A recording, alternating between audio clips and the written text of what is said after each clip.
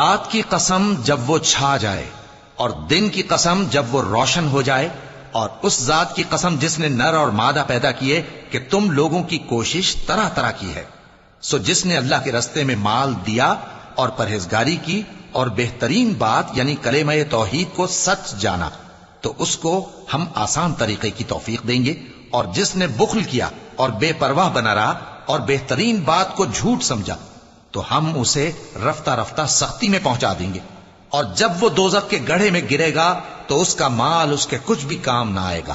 یقیناً راہ دکھا دینا ہمارا ذمہ ہے، اور بے شک آخرت اور دنیا ہماری ہی ملکیت ہیں۔ سو میں نے تم کو بھڑکتی آگ سے خبردار کر دیا ہے،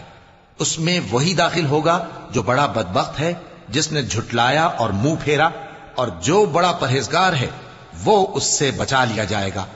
وہ جو اپنا مال دیتا ہے تاکہ پاک ہو، اور اس لیے نہیں دیتا کہ اس پر کسی کا احسان ہے جس کا بدلہ اتارا جائے،